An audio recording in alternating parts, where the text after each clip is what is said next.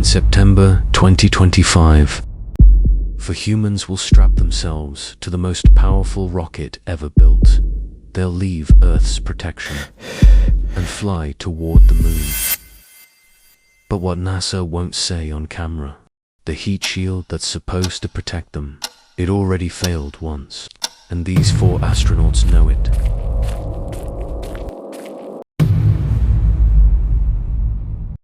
Reid Wiseman, 49 years old, Navy test pilot, 2 teenage daughters. He's the commander. If something goes wrong, every decision falls on him. His last words to his daughters before training: "I'll see you in 10 days. I promise." Victor Glover, 48, fighter pilot, 4 kids. First black astronaut to leave Earth orbit. He told reporters, "My kids asked if I'm scared. I said yes, but someone has to go first." Christina Koch, 45, holds the record for longest female spaceflight, 328 days on the space station. First woman to deep space. She's seen Earth from orbit. Now she wants to see it from the moon. Jeremy Hansen, 48, Canadian astronaut, fighter pilot. This is his first spaceflight. Most astronauts do short missions first. He's going straight to the moon for strangers who became family, training together for 3 years, preparing for a mission where everything has to work perfectly. Because if it doesn't, there's no rescue, no second chance. They know the risks, but watch what they're willing to risk it for. November 2022, NASA launches Artemis II crew. Just a test. The mission: send the Orion capsule to the moon and bring it back. Prove the spacecraft is safe for humans. Everything worked. The launch, the moon orbit. The return. Then engineers opened the capsule. The heat shield, the only thing protecting astronauts from 5,000-degree plasma during re-entry, had cracked. Chunks of it charred away. There were gaps. If humans had been inside, superheated gas could have penetrated the crew cabin. Temperatures inside would have hit 500 degrees in seconds. NASA's official statement: within acceptable parameters, but off the record. Engineers are terrified. Here's why. During re-entry, the Orion capsule hits Earth's atmosphere at 25,000 miles per hour. That's 32 times the speed of sound. The friction creates temperatures hotter than the surface of the sun.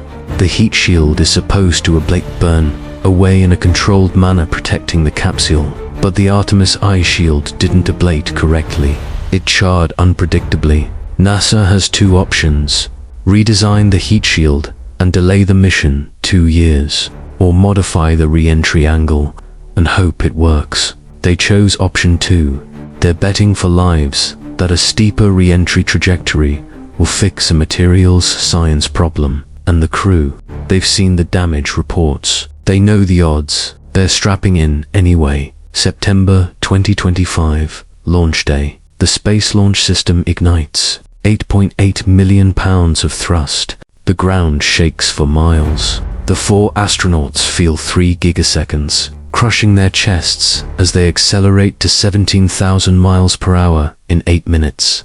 Day 1, Earth orbit. They test every system: life support, navigation, communication, propulsion. 1 failure here. They abort and come home. Day 3, the big moment.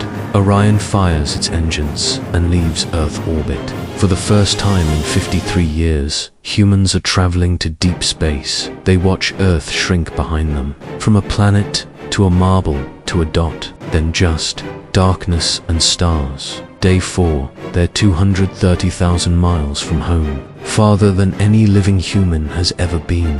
The moon fills their window, massive, grey, dead. They fly 80 miles above the surface, close enough to see individual craters, boulders, ancient lava flows, frozen in time. Then they go around the far side, complete radio silence.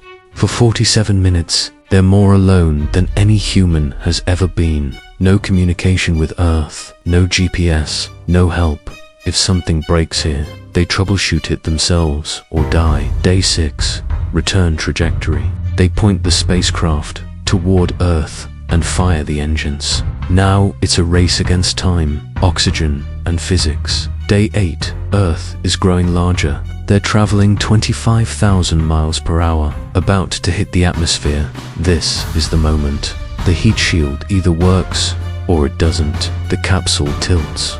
The bottom heat shield faces forward. They feel for gigaseconds as friction slows them down. Outside the window, orange plasma. The spacecraft is literally on fire. Inside, 70 degrees, comfortable if the heat shield holds. Temperature sensors climbing, 2,000 degrees, 3,500, 4,800. The radio cuts out. Ionized plasma blocks all communication. For 4 minutes, NASA has no idea if they're alive or burning up. Then, Artemis II.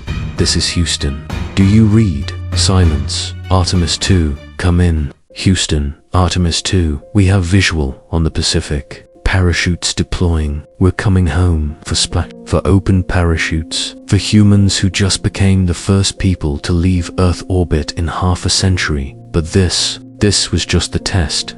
Artemis II isn't the mission. It's the test for the mission. 2027, September 2025. For humans climb into a spacecraft. They know there's no guarantee. They know the heat shield might fail. They know they might not come home. But they're going anyway. Because 50 years ago, we stopped going to the moon. We played it safe. We stayed in low Earth orbit. We stopped dreaming big. Artemis II is humanity saying, we're done playing it safe. We're going back to the moon, then to Mars, then beyond. And these 4 astronauts, they're leading the way. There's no guarantee they'll come back, but there's a guarantee that if they don't go, we never move forward. In space, when there is no backup plan, there is no second chance. If this story moved you, like the video and subscribe.